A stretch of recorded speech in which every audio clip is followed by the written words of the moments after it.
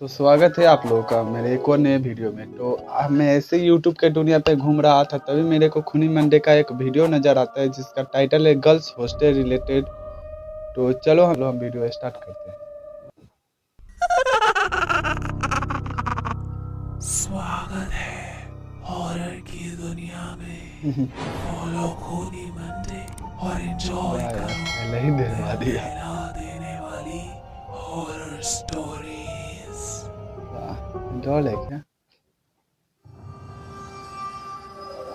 खूनी मंडे।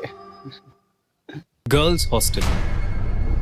निमिषा की सांसें चढ़ी हुई थीं और वो बुरी तरह हाफ रही थी। क्यों? उसके बाल बिखर चुके थे। अच्छा। वो शीशे के सामने खड़ी खुद को देखकर अपने बाल वापस बांधने की कोशिश कर रही थी, पर घबराहट के मारे वो कुछ नहीं कर पा रही थी। अच्छा। उस रात निमिषा ने पहली बार अपनी देर रात तक जगने की आदत का पछतावा किया। निमिषा को डर था कि कोई अभी भी उसका पीछा कर रहा है। कौन कहता है भाई देर रात को जागने के लिए? हाँ, 10 बजे तक सो जाओ, क्यों इतना जागने का पछतावा बाद में। और वैसे भी तो अब मोबाइल आ चुका है, सब लोग सोता है बहुत रात को, सबका बात नहीं करता, कर रहा हूँ। कोई कोई मेरे जैसा होता है जो रात भर जाग कर गेम खेलता है। और वैसे मेरा न्यू हेयर स्टाइल है भाई लोग, कैसा लग रहा है? अच्छा तो दिख रहा हूँ ना? Wow nice. आगे का बाल थोड़ा थोड़ा छोटा करा चुका हूँ मैं। तो क्या नाचो मैं? गरम हो रहा है यार। इस बात की शुरुआत तब हुई जब मनीषा और निमिषा दोनों क्लास 8 में एक बोर्डिंग स्कूल में पढ़ते थे और हॉस्टल में रहते थे। जिस बोर्डिंग स्कूल में वो लोग पढ़ रहे थे वो पढ़ाई लिखाई के लिए एक बहुत ही अच्छा स्कूल माना जाता था। और उस बोर्डिंग स्कूल के गर्ल्स हॉस्टल की कुछ अलग ही कहानी थी।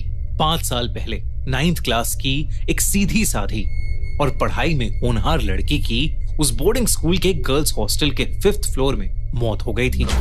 किसी को नहीं समझ आया था कि वो लड़की मरी तो मरी कैसे। सो सैड यार। टीचर्स और पेरेंट्स बताते थे कि उस लड़की को ना तो डिप्रेशन था और ना ही कोई पढ़ाई का प्रेशर। पहले सबको लगा ये मर्डर है, लेकिन पुलिस को कभी कोई सबूत नहीं मिला, जिसकी वजह से ये केस बंद हो गया। पर साल दर साल धीरे धीरे एक अफवाह फैलने लगी कि अब उस 5th फ्लोर पर उस लड़की का भूत रहता है।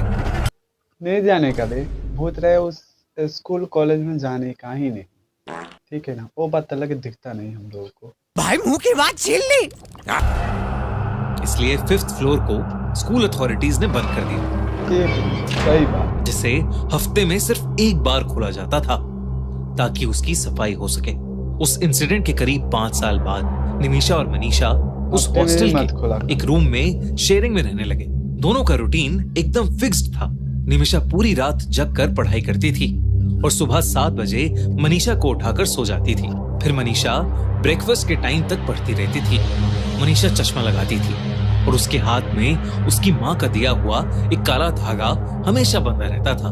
5th फ्लोर की कहानियों को बाकी काला धागा, आप लोग भी काला धागा बांध के रखा करो, ठीक है ना? मैं नहीं बांधा। देखो, मैं रक्षा सूत्र लगाया। आप लोगों में से कितने कोई बांधा है, कमेंट में जरूर बताना। स्टूडेंट्स की तरह वो लोग भी ज्यादा नहीं मानते थे, पर फिर भी वहां कोई नहीं जाता था। पर 10 दिसंबर को कुछ ऐसा हुआ जिसकी मनीषा को कोई खबर भी नहीं थी। ऐसा क्या हुआ? निमिषा रोज की तरह रात के 12:30 बजे रूम में बैठकर पढ़ाई कर रही थी। ओपी, रात को 12:30 बजे?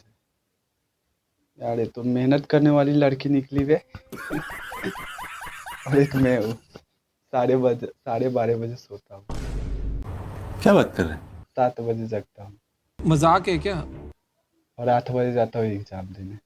रोज आते हैं इस उम्मीद पे आज जीतेंगे, कल जीतेंगे, परसों जीतेंगे, रोज हारते हैं।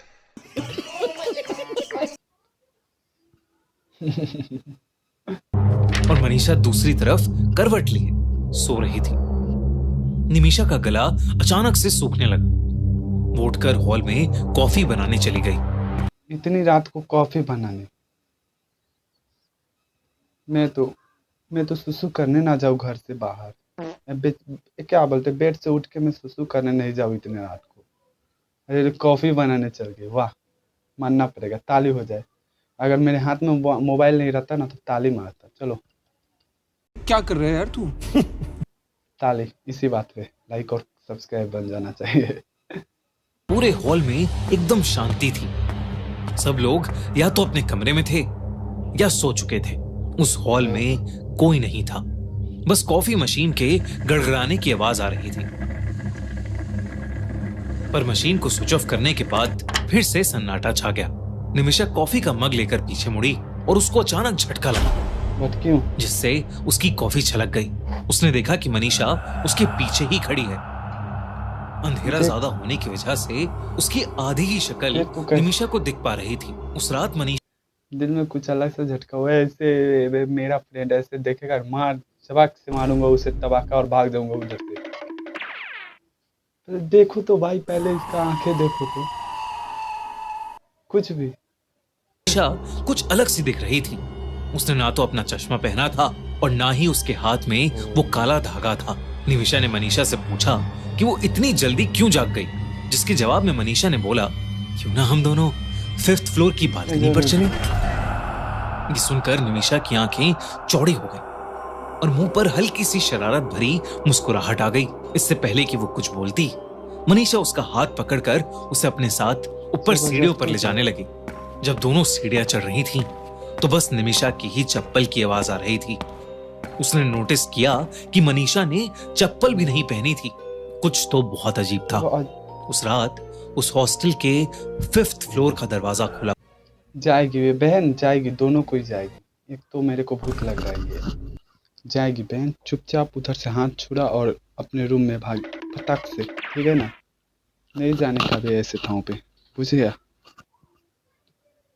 हुआ था और वो दोनों 5th फ्लोर पर चले गए। वो पहले इधर उधर देखने लगे। फिर कुछ मिनट बाद दोनों ने खुद को एक रूम में पाया। ये उसी लड़की का रूम था जो 5 साल पहले मर चुकी थी और जिसके बारे में लोग कहते थे कि उसकी आत्मा 5th फ्लोर पर भटकती है।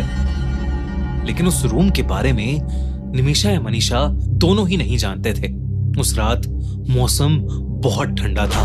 5th फ्लोर के हॉलवे पर बनी खिड़कियों से ठंडी हवाएं आ रही थीं और रात के अंधेरे में ठंडी हवा भी चल रही है और कोहरा भी लग गया हुआ है। ऐसे ठाव पे कौन जाएगा भाई? मैं तो कट्टे उधर से फटाक से भागूंगा, फटाक से, ठीक है ना? मैं नहीं रुकूंगा ऐसे ठाव पे कभी भी, सपने में भी। कोहरा जम रहा था। उसी बीच निमिषा की नजरें दीवार पर पड़ी, जिस पर किसी ने अपने नाखून से बड़ा बड़ा 10th दिसंबर लिखा हुआ था। दोनों बालकनी पर खड़े होकर नीचे देखने लगे। मनीषा बहुत देर से चुपचाप घूम रही थी। निमिषा को अब बहुत जोरों से ठंड लग रही थी, तो उसने मनीषा को नीचे चलने को कहा, लेकिन मनीषा ने निमिषा की बात पर कोई ध्यान ही नहीं दिया। उसने फिर से मनीषा को पुकारने की कोशिश की और तब पहली बार मनीषा ने उसकी आंखों में आंखें डालकर देखा। निमिषा के तो जैसे होश ही उड़ गए थे। मनीषा की आंखें पूरी सफेद हो चुकी थीं। वो बड़ी धीमी आवाज में बोली, जंप, यानी कूदो। निमिषा को कुछ समझ नहीं आया कि मनीषा उसे नीचे कूदने को क्यों कह रही है। उसके चेहरे के सारे रंग उड़ गए। जैसे जैसे एक एक सेकंड बीत रहा था, वैसे वैसे मनीषा की आवाज और भारी हो रही थी। वो निमिषा की आंखों में देखकर बार बार रन निकल बे वहां से, दौड़ जल्दी से। निमिषा का चेहरा पीला पड़ गया और उसके हाथ पैर एक ही पोजीशन में अटक चुके थे, मानो जैसे वो हिप्नोटाइज हो रही थी। और ऐसा लग रहा था कि जैसे अगर वो जंप नहीं करती तो मनीषा उसे धक्का देकर नीचे गिरा देगी। निमिषा की आंखें बंद होने लगी थीं और वो खुद अपने बाल खोलने लगी। उसके बिखरे बाल हवा में पानी की तरह बहने लगे। निमिषा धीरे धीरे मनीषा के वश में आने लगी थी, लेकिन तभी अचानक नीचे वाले फ्लोर पर कुछ धम से आवाज हुई और निमिषा होश में आई। उसने ताली, ताली तुम्हारे लिए, ताली। भागो उधर से, जल्दी से निकल, जल्दी से निकल और अपने रूम में जा पहले, और दरवाजा फटक से बंद कर देना, ठीक है ना? इसी तरह हिम्मत जुटाई और मनीषा को पीछे धक्का देकर नीचे भागी। भागते भागते उसको अपने पीछे बहुत भयानक दहाड़ सुनाई दी, पर उसने पीछे भूल कर भी मुड़कर नहीं देखा। वो जल्दी से अपने रूम के अंदर घुसी और दरवाजा कसके से बंद कर लिया। उसने तब जो देखा वो देखकर वो और चौंक उठी। उसने देखा कि मनीषा उसी करवट में, मैं बोला था ना वो रूप बदल कर आई थी, ठीक है ना, और इसे मारने के पीछे लगी हुई थी, बट नाकाम हुई। भूतनी, बच्चे की भूतनी बिस्तर पर आराम से सो रही थी जिसमें वो उसे छोड़कर गई थी। निमिषा का रंग और पीला पड़ गया। उसने मनीषा को घबराते हुए उठाया। मनीषा ने उसका पीला मुंह और लाल आंख देखकर डरी हुई निमिषा को गले लगा लिया, पर उसके पूछने पर निमिषा ने उसे कुछ भी नहीं बताया। वो कुछ बताने की हालत में थी ही नहीं। उस रात निमिषा ने अपने बाथरूम के शीशे के सामने अपना मुंह धोया और बाल बांधकर सो गई। मनीषा कुछ समझ नहीं पा रही थी। उस दिन से निमिषा रात में सोने लगी और अपने रूममेट को इग्नोर करने लगी। जब भी मनीषा रूम में बैठकर पढ़ाई स्टार्ट करती, उसे एहसास होता कि जैसे कोई उसे घूर रहा है, और वो अक्सर निमिषा ही होती। परेशान होकर मनीषा ने उससे दोबारा पूछ लिया कि उस रात क्या हुआ था। हाँ, जब तुम्हें किसी बात का चिंता रहे ना, या तुम्हें कोई बात सता रही है, तो अपने फ्रेंड के साथ वो बात शेयर करो, थोड़ा हल्का हो जाता है, ठीक है ना। आखिरकार निमिषा ने मनीषा को उस रात के बारे में सब कुछ सच सच बता दिया। सब कुछ सुनने के बाद मनीषा का दिमाग जोर से चलने लगा और उसे निमिषा की कहानी पर पूरा भरोसा हो गया, क्योंकि मनीषा को यह बात पता थी कि 5 साल पहले एक उस दिन शायद से 10 दिसंबर ही था। हाँ, लड़की की सेम डेट पर मौत हुई थी, 10 दिसंबर। मतलब जो भी किस्से, कहानी और अफवाह मनीषा और निमिषा सुनते आ रहे थे वो सब सच थी। वाकई में 5th फ्लोर पर मेरे साथ ऐसा होगा ना, या मेरे फ्रेंड के साथ, वो स्कूल ही में छोड़ूंगा। मैं कहाँ उधर रुकूंगा, मैं तो रिस्क लेने का नहीं, ठीक है ना। सीधे उधर से कट्टी टट्टा bye bye see you, school को कहो और उधर से निकलो, दूसरे स्कूल में जाने का सीधा। उस लड़की का भूत था। उन दोनों ने उस दिन के बाद से 5th फ्लोर के बारे में बात करना ही छोड़ दिया। ऐसा तो मेरे साथ होगा तो मैं भी नहीं भूल पाऊंगा। तो वीडियो आज की यहीं तक है भाई लोग। तो कैसा लगा वीडियो कमेंट में ज़रूर से बताना। तो हम आपसे मिलते हैं कौन नए वीडियो में। तो आज के लिए थैंक फॉर वाचिंग। और आप लोग चाहो तो मेरे और वीडियो जाकर देख सकते हो, बहुत मज़ा आएगा देखने में। Everybody knows that I'm breaking down. Everybody knows I ain't faking now. Everybody knows my heart's faking now. Yeah.